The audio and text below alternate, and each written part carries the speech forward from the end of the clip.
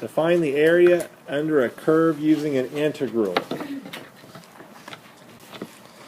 No cell phones until it's time to photograph the homework assignment. You can text your boyfriends and girlfriends later. Example number 1.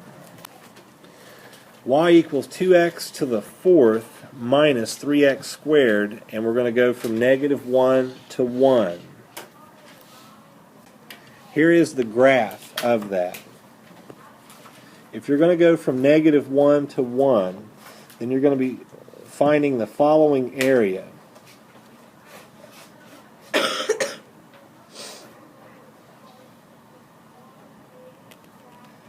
Crudely drawn.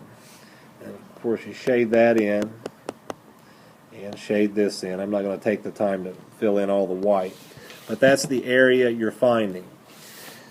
In most cases, you can find the area from here to here in just the calculations that we do. Sometimes it becomes necessary to break it up, such as if this is negative 1, sometimes it's necessary to go from negative 1 to 0, and then from 0 to positive 1. Sometimes it is, sometimes it isn't. If you have graphs that are kind of like this, where you have some area here and then some area down below, that may be the case.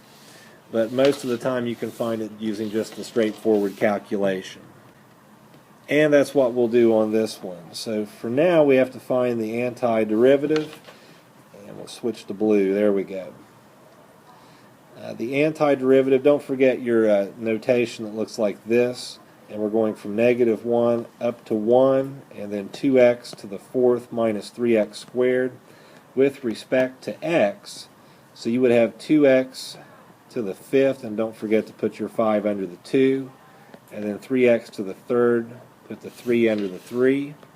Simplify that. The 2/5 x to the fifth stays the same, but here you just have minus x to the third. If you foul up the antiderivative, then you have no chance, almost no chance of getting the right answer. So now you have to plug in 1 first.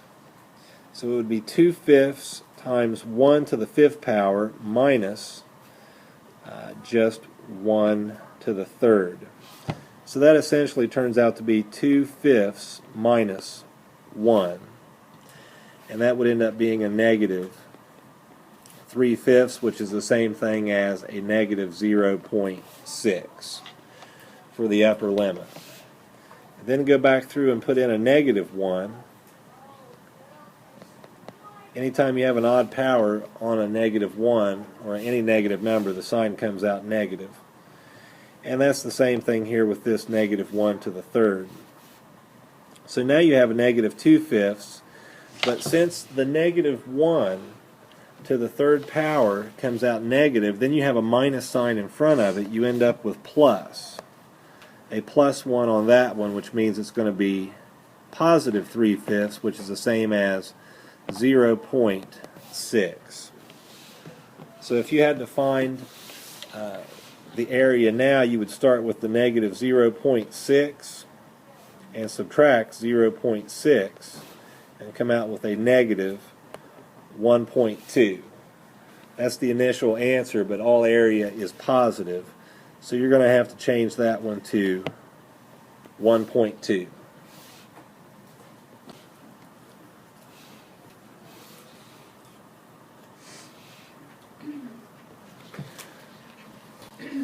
We're going from negative 1.5 to 0 on this graph. So you're looking for the area under the curve from here over to here.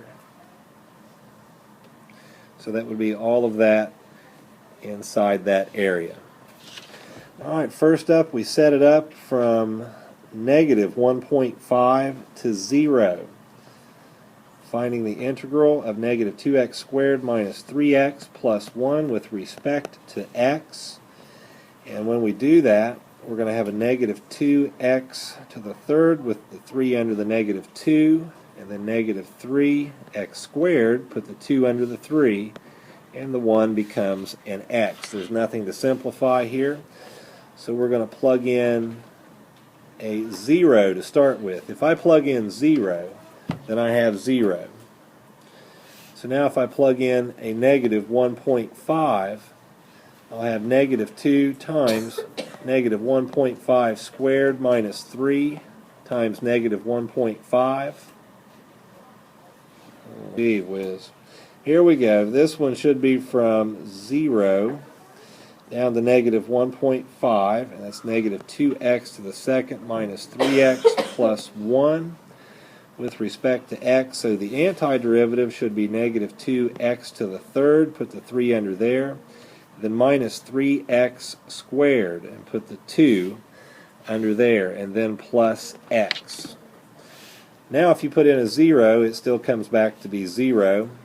And if you plug in a negative 1.5, you have negative 2 times negative 1.5 squared minus, oh, that's not it, is it? I did it again. Only this time I'm not going to go back and record it. I'm simply going to white this out and look at the actual thing that I'm supposed to be looking at, which is not this. It is this. So we should have, for plugging in a negative 1.5, a negative 2/3, and then times negative 1.5 to the third power minus 3/2 times negative 1.5 squared, and then plus a negative 1.5.